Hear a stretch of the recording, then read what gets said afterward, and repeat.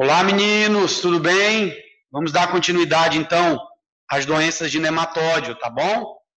Abrir o nosso material aqui para a gente dar continuidade às doenças de nematóide. Bom, na última aula eu falei sobre a ascaridíase, então a gente vai iniciar a partir da ancilostomose, também conhecida como ancilostomíase, doença do Jeca, opilação e mais conhecida popularmente como amarelão, tá? Essa doença é uma doença que ela pode ser causada por dois vermes, Ancylostoma duodenale e Necator americanus, porém, o Necator americanus nós não temos aqui no nosso país, certo? São vermes que também só possuem um hospedeiro, são monóxenos, monogênicos, ou de forma que você queira exemplificar, mas geralmente é monogênicos ou monóxenos. Nosso material traz monogenético, é a mesma coisa. Certo. A diferença desses dois vermes é justamente no aparelho bucal, tá? O ancilostoma, ele tem dentes, certo? Que furam, que servem para rasgar a parede intestinal. O Necator, ele tem lâminas, parecendo gilete cortante, tá? Mas a doença que é causada é a mesma, certo? Então, tudo se inicia através de um indivíduo doente que libera os ovos desses vermes nas fezes, tá? Esses ovos vão cair na terra eles vão eclodir, formar uma larva filarioide, raptidoide, depois filarioide, e a partir do momento que o homem tem a pele em contato com esse solo contaminado, certo? Em contato com esse solo contaminado é onde vai acontecer a penetração da larva pela pele. Essa penetração vai fazer com que essa larva circule por todo o corpo e também chegue ao pulmão, tá? Ele também possui um ciclo pulmonar. Chegando no pulmão, vai acontecer tosse, expectoração. Lembrem-se, se caso vocês forem questionados se algum verme poderia causar uma espécie de pneumonia atípica, sim, ascaridíase e ancilostoma, e o Necator também. Então, no pulmão, a pessoa vai ter tosse e expectoração. Ao tossir, a pessoa deglute o verme, regurgita o verme, e depois, novamente, ela deglute, ou seja, ela engole, e aí sim essa larva vai para o intestino, e lá no intestino se transforma no verme adulto, tá bom? É um ciclo bem simples, né? A contaminação se dá pela penetração da larva pela pele, a partir do momento que o indivíduo, que o ser humano, ele tem contato com esse solo contaminado, tá? Diante disso, vamos falar um pouquinho do nome Jeca Tatu, doença do Jeca. Por que é chamada de doença do Jeca? Monteiro Lobato, ele retratou o trabalhador rural brasileiro no personagem do Jeca Tatu. E esse trabalhador rural, ele vivia descalço, cansado, espoliado. Por quê? Porque ele era contaminado pelo ancilostoma. Então, o nome doença do Jeca se dá por essa menção que Monteiro Lobato fez, do Jeca Tatu, ser o trabalhador rural típico brasileiro e está espoliados por vermes. Tudo bem? Então, é por isso o nome doença do Jeca. Mal da terra. As crianças que contraem esse verme têm o hábito da geofagia, que é justamente comer terra, para repor os nutrientes que está acontecendo pela perda de sangue. Por quê? Porque esse verme, ele morde a parede intestinal e ele causa sangramentos, tá? Por isso o nome da doença, amarelão, tá? Por isso, amarelão. Principais sintomas: dor abdominal, lesão intestinal, perda de apetite, náuseas, vômitos, diarreia com ou sem sangue, tá? Mas pode ser sanguinolenta, certo? Então, por isso o nome amarelão. Tratamento: vermífugos específicos e a profilaxia. Primeiro, saneamento básico. Depois, só andar calçados, só andar calçado, e tratamento dos doentes. Tudo bem? Beleza? Tranquilo, meninos? Bom, próxima doença. Filariose, também conhecida como elefantíase. Deixa eu voltar aqui. Elefantíase, tá? Causada por um verme conhecido como Schereria bancroft, tá? Esses são vermes né, digenéticos, né? Significa dizer que agora tem 2 hospedeiros, e uma particularidade, é a única verminose que é transmitida através de um mosquito. Todas as outras, na maioria das vezes, se tem início com saneamento básico, né, com fezes. A filariose não. A filariose não tem nada a ver com fezes. Ela é uma doença que ela é transmitida pela picada de um mosquito, né, um mosquito do gênero Culex, na maioria das vezes. Em algumas regiões, o Anopheles, que é o mesmo da malária, tá bom? Mas é transmitida aí pela picada do mosquito. Lembre-se, quando eu digo transmitido pela picada, quando o mosquito pica a pessoa, por um lado ele injeta saliva, né? A probóscide dele, a trombinha dele, tem 2 canos. Num, ele suga o sangue, e no outro ele injeta saliva, que contém uma substância anticoagulante, para facilitar, né, a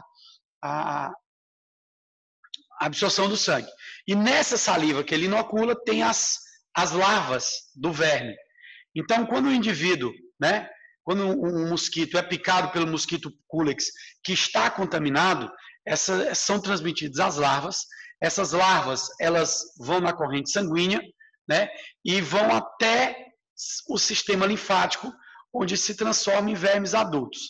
No sistema linfático, certo? No sistema linfático, essas microfilárias, certo? Durante o dia, elas ficam em vasos linfáticos, tá? Durante a noite, elas migram para os vasos sanguíneos, para que aconteça a transmissão da doença. Mas no sistema linfático, essas larvas, elas causam um entupimento, né, do sistema linfático. O sistema linfático, ele é um tipo de sistema que promove, principalmente, a purificação sanguínea. Então, corre muito líquido nesse sistema, conhecido como linfa, tá? Então, ocorre a purificação sanguínea através do sistema linfático. Então, isso faz com que acumule-se líquidos, tá, dentro desse sistema linfático, promovendo um aumento exagerado, principalmente de pernas, braços, mamas, saco escrotal, mas já aconteceu de ser também no rosto e assim por diante. Então, o nome elefantíase é porque o acúmulo de líquido promove, né, digamos assim, um inchaço gigantesco dessas partes, comparado a um elefante, tá bom? Comparado a um elefante. Então, isso chama-se elefantíase. Os sintomas, inicialmente, são alergia, febre, inchaço dos linfonodos, né? Em estágio mais avançado, obstrução dos vasos linfáticos, né? E o inchaço aí, principalmente das pernas. Porém, tem outros membros.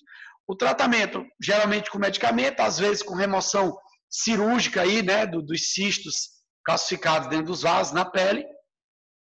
E a profilaxia é principalmente, né, combate ao inseto transmissor, através de uso de telas, mosqueteiros, repelentes, tá bom? Então, é basicamente combate ao inseto transmissor. Tudo bem? Beleza? Tranquilo? Próxima doença, oxiurose, também conhecida como enterobiose, né? Doença causada por um verme, enteróbios vermiculares, um verme bem popular, né? É um verme monóxido, tá?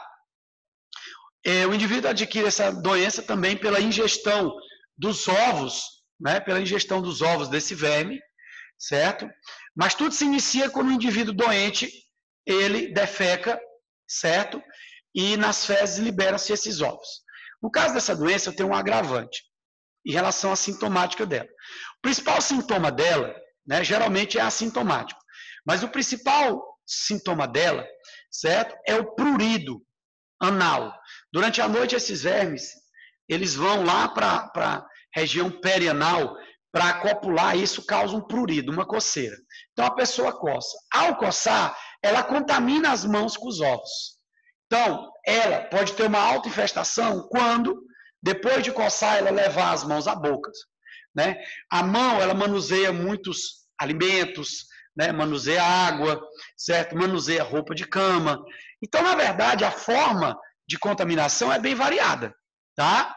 Mas é basicamente pela ingestão de ovos em águas ou alimentos contaminados, tá? Mas esse caso aí do prurido anal, fazendo com que aconteça a coceira, isso pode elevar a forma de contaminação, porque o indivíduo pode, num aperto de mão, transmitir esses ovos, entendeu?